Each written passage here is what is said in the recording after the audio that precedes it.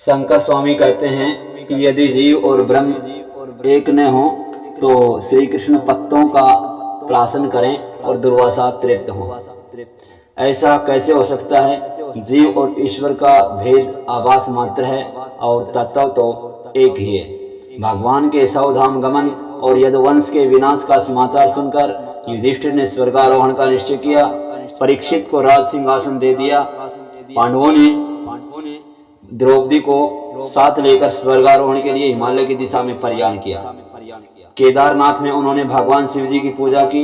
जीव और शिव का मिलन हुआ, उसके आगे निर्वाण पंथ है। पांडवों ने वही रास्ता लिया। चलते चलते सबसे पहले द्रौपदी का पतन हुआ, क्योंकि वैसे तो वह भी पतिव्रता थी, किंतु अर्जुन के प्रति उसे अधिक प्रेम था, सो वह उसकी और पक्षपात का भाव रखती थी। दूसरा पतन हुआ सहदेव का, क्योंकि उसे ज्ञान का अभिमान था। तीसरा पतन हुआ नकुल का, क्योंकि उसे अपने रूप का अभिमान था। फिर पतन हुआ अर्जुन का, उसे अपने बल का अभिमान था। फिर पतन हुआ भीम का, उसे धर्मराज ने उससे पूछा कि मेरा पतन क्यों हुआ। उसने धर्मराज से पूछा कि मेरा पतन क्यों हुआ, मैंने तो कभी कोई पाप किया ही नहीं था। युधिष्ठिर ने कहा कि खाता बहुत था, सो तेरा पतन हुआ। खाने के समय आंखें खोली रखो, किंतु संतों को और देवों को भोजन कराते समय आंखें बंद रखो। धर्मराज अकेले आगे बढ़ने लगे। धर्मराज की परीक्षा करने के लिए यमराज कुत्ते का रूप लेकर उनके पास आए। उन्होंने दूसरा रूप भी लिया और युधिष्ठिर से कहा कि मैं तुम्हें स्वर्ग में ले जाऊंगा, किंतु तुम्हारे पीछे पीछे जो कुत्ता चला आ रहा है उसे स्वर्ग में प्रवेश नहीं मिलेगा।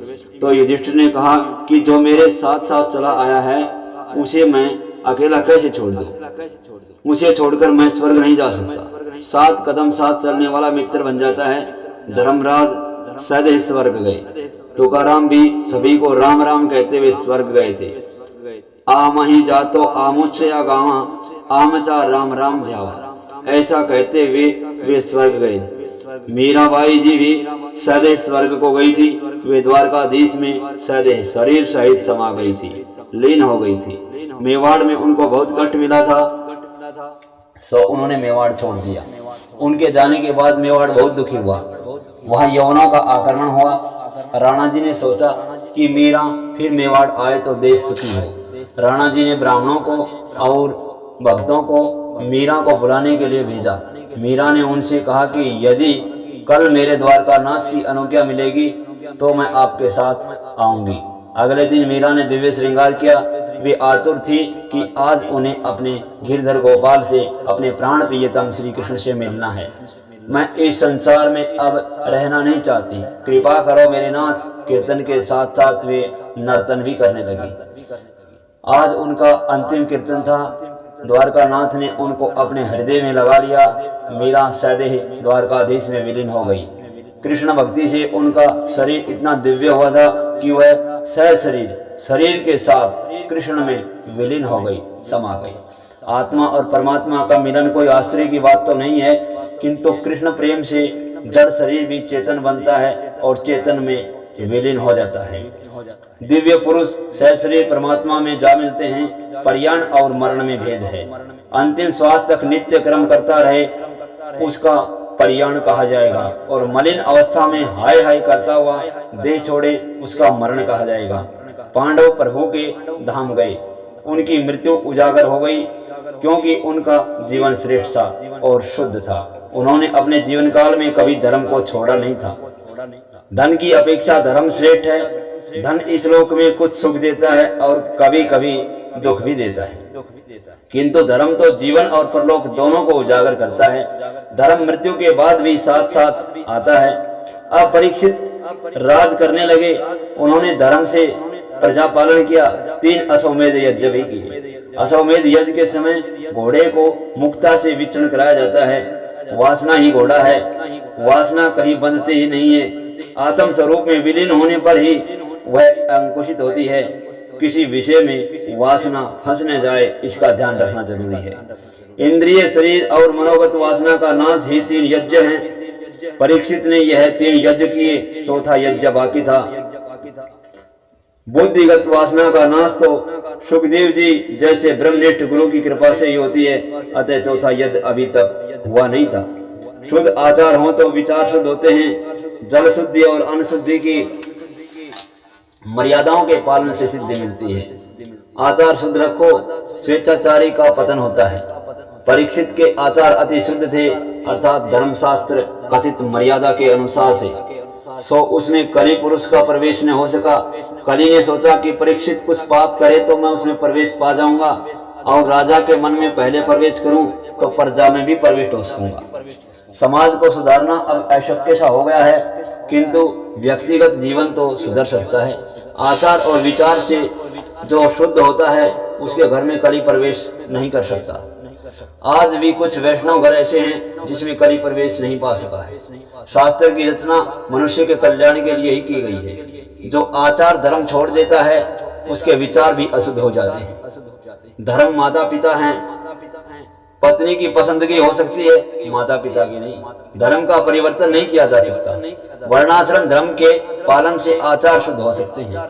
गाय की सेवा करो, गाय खाती तो घास है किंतु देती दूध है।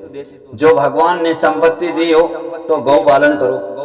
आजकल लोग धन संपत्ति मिलने पर कुत्ते पालते हैं। कुत्ते का अनादर करने की बात नहीं है, किंतु मर्यादा को छोड़कर अधिक प्रेम न करो।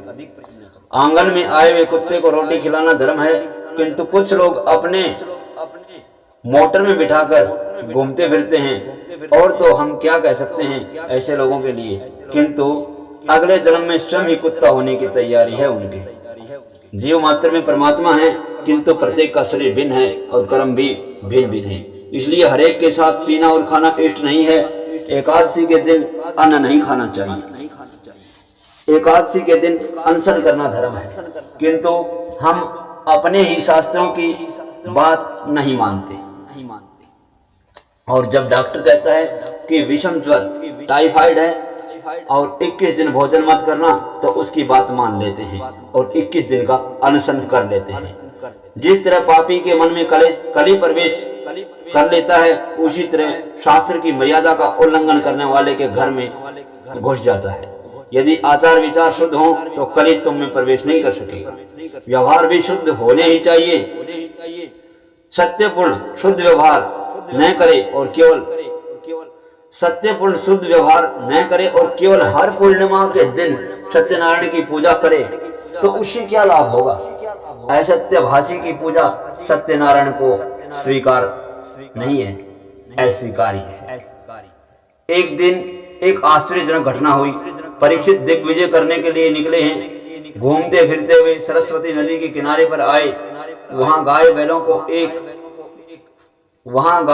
को एक काला पुरुष लकड़ी से पीट रहा है। बैल धर्म का स्वरूप है और गाय पृथ्वी का स्वरूप है। गाय की आंखों से आंसू बह रहे थे। धर्म रूप बैल उससे दुख का कारण पूछता है। पृथ्वी कहती है श्री कृष्ण ने इस पृथ्वी लोक से अपनी लीला समेट ली है। सो यह संसार पापमय कलि युग की कुदृष्टि का शिकार हुआ है। धर्म की मर्यादा का पालन ठीक तरह से करोगे तो ज्ञान अपने आप ही प्रकट होगा। धर्मारूढ़ रहोगे तो ज्ञान गंगा का अवतरण होगा। शिवजी नंदी पर अर्थात धर्म पर आरूढ़ हैं, सो उनके सिर पर ज्ञान गंगा है। धर्म के 4 अंग मुख्य हैं, सत्य, तप, पतिव्रता, पवित्रता और दया। इन चारों का योग फल ही धर्म है। इन चारों अंगों पर जब धर्म आधारित था तब सतयुग था। 3 अंगों पर आधारित था तब त्रेता युग आया। 2 अंगों पर आधारित रहा तब द्वापर युग आया, और एक ही अंग पर धर्म आधारित रह गया तो कलयुग आया। सत्य ही परमात्मा है। सत्य और परमात्मा भिन्न नहीं है। जहाँ सत्य है वही परमात्मा है। जो असत्य बोलता है उसके पुण्यों का क्षय होता है। सत्य के सहारे नर नारायण के पास जा सकता है। जो हितभाषी है वह सत्यभाषी हो सकता है, वह सत्यवादी हो सकता है। जब तप करो, हर प्रकार के सुखों का उपभोग न करो, थोड़ी सी तपस्या रोज करो। जो हर एक प्रकार के लौकिक सुखों का उपभोग करता है उस पर परमात्मा कृपा दृष्टि नहीं करते। दुख सहकर परमात्मा की आराधना करना ही तप है। दुख सहता हुआ प्रभु भजन करे वही श्रेष्ठ है। जीव जो मांगे वह सब कुछ उसे देते मत रहो, कुछ सहन करना भी सीखो।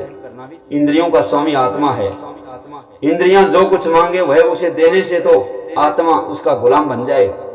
विधि पूर्वक अनशन करने से पाप भस्मीभूत होते हैं। भगवान के लिए कष्ट सहना, दुख सहना ही तप है। वाणी और वर्तन में संयम और तप होने ही चाहिए। पवित्रता कलयुग में पवित्रता रही ही कहाँ है। बाहर से सब पवित्र लगते हैं और अंदर से सब मलिन हो गए हैं। वस्त्रों का दाग तो मिट सकता है, किंतु कलेजे पर पड़ा दाग कभी नहीं मिटता। जीवात्मा वैसे तो सब कुछ छोड़कर जाता है, किंतु मन को तो वह अपने साथ ही ले जाता है। पूर्व जन्म का शरीर नहीं रहता, किंतु मन तो रहता ही है। लोग वस्त्र, अन्न, आचार आदि की देखभाल बहुत करते हैं, किंतु मृत्यु के बाद भी जो साथ आने वाला है उस मन की कोई देखभाल नहीं करता। मृत्यु के बाद जो साथ आने वाला है उसकी चिंता करो, उसी की देखभाल करो। जिस तरह कपड़ों को स्वच्छ रखते हो उसी तरह मन को भी स्वच्छ रखो। जिस तरह संसार व्यवहार निभाती हुई माता अपने बच्चे की देखभाल करती है, उसी तरह व्यवहारिक कर्म करते हुए भी ईश्वर के साथ संबंध बनाए रखो। हमेशा सोचते संभालते रहो कि अपना मन कभी न बिगड़े। दया धर्म का चौथा अंग है। दया श्रुति कहती है जो केवल अपने लिए अन्न पकाता है वह अन्न नहीं पाप खाता है। धर्म के इन 4 चरणों में सत्य सर्वश्रेष्ठ सर्वोपरि है। महाभारत में सत्यदेव की कथा है। लक्ष्मी चंचल है, वह किसी न किसी पीढ़ी के हाथों से चली ही जाएगी। एक दिन प्रातःकाल सत्यदेव जब जगा तो उसने अपने घर में एक सुंदर स्त्री को बाहर जाते हुए देखा। राजा को आश्चर्य हुआ। उसने स्त्री से पूछा कि वह कौन है। उसने उत्तर दिया कि उसका नाम लक्ष्मी है। मैं तेरे घर से जा रही हूँ। राजा ने अनुज्ञा की। कुछ देर बाद एक सुंदर पुरुष घर से बाहर निकला। राजा ने जब उससे पूछा कि वह कौन है तो उसने कहा कि वह दान है। जब लक्ष्मी यहाँ से चली गई है तो तुम दान कैसे कर सकोगे। तो मैं भी लक्ष्मी के साथ जा रहा हूँ। राजा ने उसे भी जाने दिया। फिर एक तीसरा पुरुष बाहर जाने लगा। उसने बताया कि वह है सदाचार। जब लक्ष्मी और दान ही न रहे तो मैं रहकर क्या करूँ। राजा ने उसे भी जाने की अनुमति दे दी। फिर एक और सुंदर पुरुष बाहर जाते हुए देखा। पूछने पर उसने अपना नाम बताया। वह यश है। वह बोला जहाँ लक्ष्मी, दान और सदाचार न हो वहाँ मैं नहीं रह सकता। राजा ने उसे भी जाने दिया। कुछ देर बाद एक और सुंदर युवक घर से बाहर निकल कर जाने लगा। पूछने पर उसने अपना परिचय दिया और बताया कि वह सत्य है। जब आपके यहाँ लक्ष्मी, दान, सदाचार और यश नहीं रहेंगे तो अकेला कैसे रहूंगा। मैं भी उनके साथ जा रहा हूँ।